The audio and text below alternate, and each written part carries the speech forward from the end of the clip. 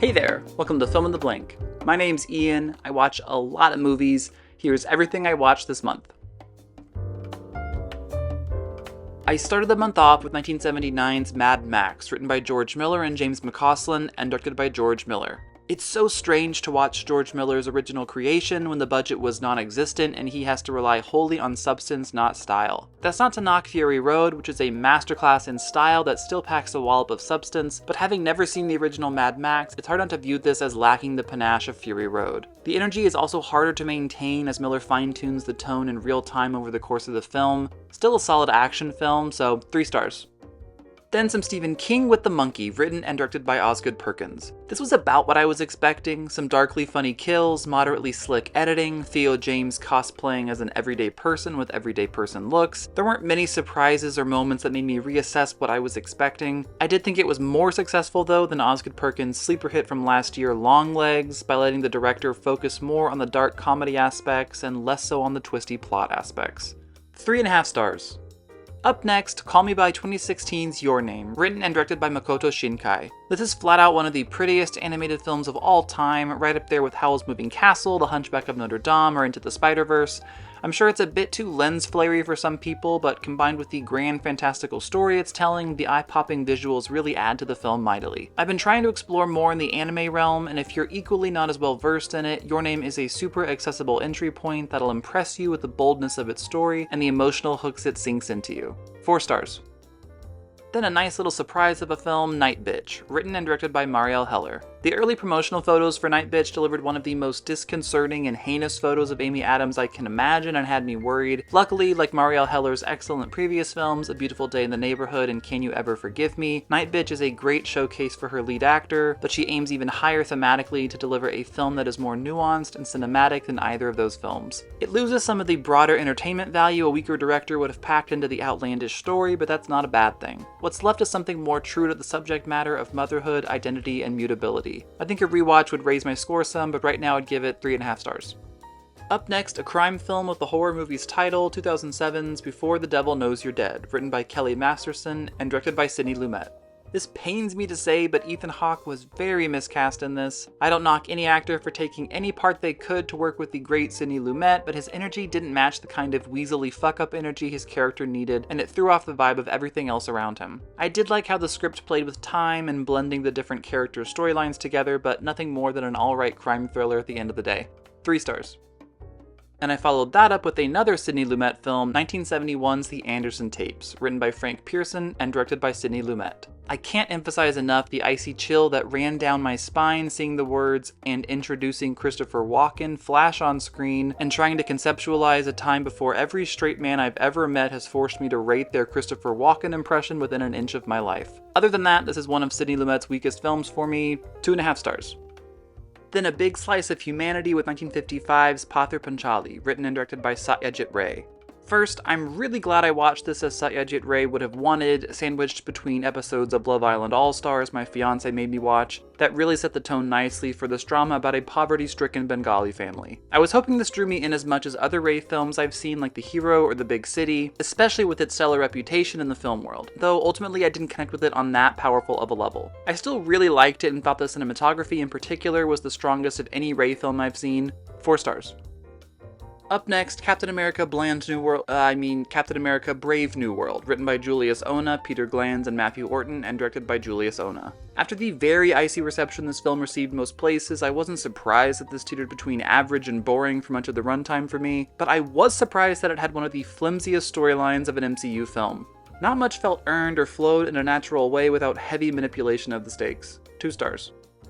Then a silent standout, 1929's The Crowd, written by King Vidor and John V.A. Weaver, and directed by King Vidor. If you ever feel like it's harder to connect with a silent film, you're not exactly wrong, but you're also probably not watching the right silent films either. The Crowd is an impressively broad look at life just before the Great Depression, capturing the daily ins and outs, the joys, the tragedies, and everything in between. The last third had me hooked, wondering how the pieces would hopefully come back together, culminating in a last shot that has really stuck with me. The highlight of the film, though, and the biggest piece of evidence that silent films can connect with you in ways talkies rarely attempt, is a magical Coney Island sequence that's equal parts visceral and touching. 4 stars. Next, the best title of the month, Between the Temples, written by Nathan Silver and C. Mason Wells, and directed by Nathan Silver. I can't tell if I liked this movie or just like spending time with Carol Kane and Jason Schwartzman, who are maybe the two most likable actors around, but either way, Between the Temples is a good time. It pretty effortlessly humanizes and shows the warmth in a relationship between an older woman and a younger man when those kinds of relationships aren't typically depicted in media outside of Kim Cattrall smacking some co-ed's ass and purring to camera. 3.5 stars.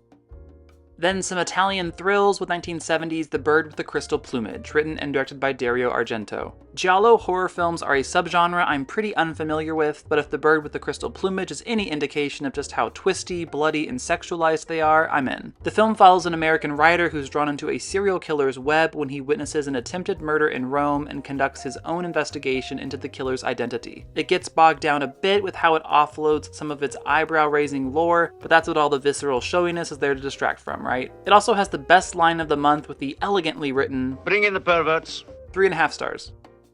Then some people with floppy hats crying in a field. It's 1995's Sense and Sensibility, written by Emma Thompson and directed by Ang Lee. It's rare, but every now and then when I'm watching a film for the first time, I get a sense that I'm unlocking a new comfort movie. I should have known from the outset that Sense and Sensibility had all the makings of one, but pretty quickly into it, I was overwhelmed by Emma Thompson's beautiful script, Ang Lee's thoughtful direction, and the excellent performances from Emma, Kate Winslet, Hugh Grant, Alan Rickman, and others. It's grand, visually and emotionally, and if not for the slightly more flawless Howard's End, also starring Emma Thompson, this would probably be my favorite period romance of all time. 4.5 stars. Next, another entry in the growing emoji movie cinematic universe, Heart Eyes, written by Philip Murphy, Christopher Landon, and Michael Kennedy, and directed by Josh Rubin. Even for a dumb slasher, it makes little to no sense, especially that bizarre ending, so I wish they went even further in making it the cheeky, heightened meta extravaganza they were clearly aiming for. Some points I guess for at least swinging for that angle though, or maybe the studio should have given them a bit bigger budget so they could invest in memorable things outside of the showily gory VFX. 2.5 stars. Then Hey Big Spender, it's 1969's Sweet Charity, written by Peter Stone and directed by Bob Fosse. Just when I think Fosse has exhausted every avenue available in impressing me, I watch another of his films and can't help mulling over his genius for days. Compared to some of his darker works like Cabaret, Lenny, or All That Jazz, Sweet Charity hums along with a chipper air all its own, following Shirley MacLaine as Charity, a hopeful romantic continuously fighting against her sorry lot in life. The songs are extremely catchy, the energy is contagious, and the dancing is some of the Fossiest nonsense you can imagine. But my favorite moment is this great bit of Shirley MacLaine hiding in a closet and smoking into a garment bag that she keeps quickly unzipping and zipping. That's a level of apathetic ingenuity I aspire to achieve someday. 4.5 stars. Next, a Cold War spy thriller, 2006's The Lives of Others, written and directed by Florian Henkel von Donnersmarck. I remember being massively disappointed when Pan's Labyrinth lost the 2006 Foreign Film Oscar. Now, seeing the film that beat it all these years later, I get it. While I'd still have given the Oscar to Pan's Labyrinth for its boldness and originality, The Lives of Others is one of the most well-assembled and polished films I've seen in a long time. It brilliantly explores the predatory nature of power, the influence of propaganda, and the danger for everyone involved when every inch of our lives starts being policed. It's the best film I saw all month, one that is especially significant in today's climate, and a film I'll return to quite often in the future. 5 stars. Then it's 1989's Dead Calm, written by Terry Hayes and directed by Philip Noyce. In my quest to barrel through all of Nicole, somehow heartbreak feels good in a place like this Kidman's filmography, I finally got around to this High Seas three-hander also starring Sam Neill and Billy Zane. I wish there was more psychological build-up before the high-stakes game of cat and mouse really cracks off, and I was a bit puzzled by some of Nikki's choices later in the film, but overall a fun popcorn thriller where Billy Zane gets to don his alluring asshole to a woman on a boat hat once again. 3.5 stars.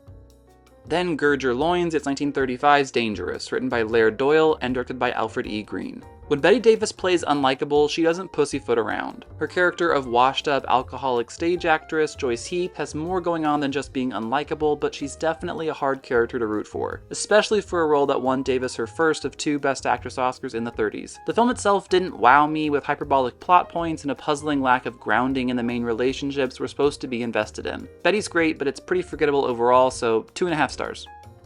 Next, you had me at Bye-Bye. It's 2010's All Good Things, written by Marcus Hinchey and Mark Smerling, and directed by Andrew Jarecki. As a huge fan of the HBO docuseries The Jinx, checking out the fictionalized version of the story that started director Andrew Jarecki's obsession with the source material seemed like a no-brainer. Ultimately though, All Good Things is jumbled and tonally flimsy, especially that second half. It would have been much more successful focusing entirely on the Ryan Gosling-Kirsten Dunst part of the story because those LA and Texas parts feel too shoehorned in and distracting. You can clearly tell the whole story was more suited to a several hours long docuseries than an hour 40-minute film. I just wish the writers and directors figured that out when they were adapting this. Thank Christ, The Jinx is a spine-tingling masterwork though. 2.5 stars.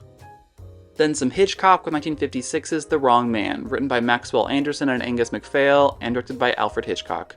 For me, the 50s were where Hitchcock was truly cooking, but this straightforward tale of a man falsely accused and jailed for a string of armed robberies that was based off a true story doesn't have much of Hitchcock's magic fueling it. The second half of the film veers into unexpected melodrama territory that doesn't really fit with the light on its feet crime thriller of the first half. But my favorite part is a sequence where the police send Henry Fonda's wrongly accused character into some of the held-up stores to see if the owners flag him as being suspicious. Ostensibly, Henry Fonda, who's innocent, wants to come off as unsuspicious as possible, but he inexplicably does a series of some of the most suspicious walks, creepy head turns, and deer in the headlights looks. Even knowing he's innocent, straight to jail.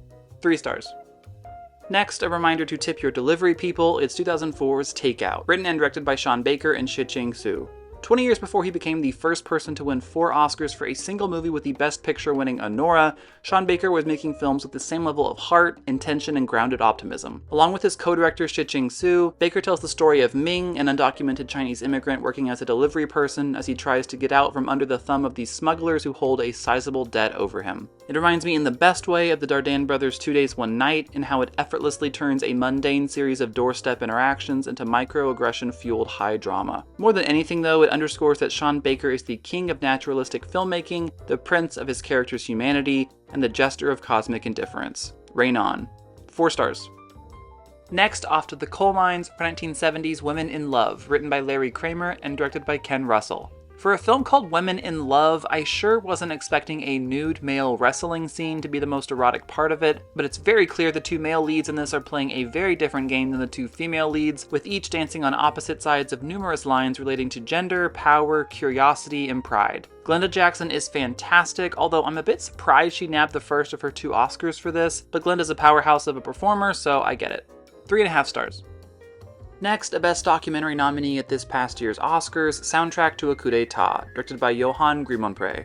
In the early 1960s, the Congo broke free from Belgium and announced to the world that they were independent, only for the governments of the world to respond with a curt, Not quite my tempo. The film covers that struggle against the backdrop of the music of that era that was being weaponized by some governments with goodwill trips to Africa in order to distract from the shady geopolitical dealings going on behind the scenes. I liked it overall, but it's 2.5 hours of fast-paced, tightly edited, jazz-fueled history that started to wear me down well before the credits rolled. The human heart can only take so much excitement. 3.5 stars. Then my monthly Bergman film, 1969's The Passion of Anna, written and directed by Ingmar Bergman. In the alignment chart of Bergman films, The Passion of Anna is squarely in the chaotic evil box. It's a slow-moving, psychological horror film filled with particularly inscrutable characters. It took me quite a while to acclimate to the specific tone and trajectory of the story, but it balanced out its weaker start with a strong finish. I especially liked the novel short cast interviews that Bergman edited into different parts of the film where each actor talks to camera about their character and process. They're surprising when they crop up, but they're really fascinating peeks behind a particularly weighty curtain that benefited my understanding of the film tremendously. 3.5 stars. Then a film with the most morose needle drop of all time, The Girl with the Needle, written by Magnus von Horn and Lena Langebeck-Knudsen, and directed by Magnus von Horn. This was the last foreign film nominee from this past year's Oscars that I still needed to see. It's an extremely dark film about the man-made horrors of life, following a destitute young woman struggling to cope with a sudden pregnancy and societal indifference in post-World War I Copenhagen. The coldness of the subject matter and look of the film is a definite barrier, especially the subject matter. I probably would have nominated one of a couple other films in its place at the Oscars, but still a worthwhile watch. 3.5 stars. Then some melodrama with 1941's Blossoms in the Dust, written by Anita Loos and directed by Mervyn LeRoy. This is pretty stiff and choppy in its segmented story, but it has a nice current of genuine emotion running through it that never feels forced. In terms of Greer Garson-Walter Pidgeon pairings, it's a marked step down from 1942's Best Picture-winning war drama Mrs. Miniver and 1943's Science Palooza Madame Curie. 3 stars. And I finished the month with 1970's Dodes'ka-den, written by Akira Kurosawa, Hideo Uguni, and Shinobu Hashimoto, and directed by Akira Kurosawa. Kurosawa's first color film is amiable, but aimless, following a ragtag bunch of people living in a Tokyo slum. To me, Kurosawa is at his best when he's honing in on the conflict between society and rigid characters. Dodes'ka-den has pretty mutable characters and doesn't confront each with society's expectations and structure to enough effect to pull off this interconnected vignettes type of film. 2.5 stars. Let me know in the comments what are your thoughts on these movies, any others I should check out, has Kim Cattrall ever purred at you? Also stay tuned for other great commentary videos, reviews, video essays, and more. You can check me out on Letterboxd at Cineramadome24 or on TikTok at FilmInTheBlank. I appreciate you liking and subscribing. See you next time.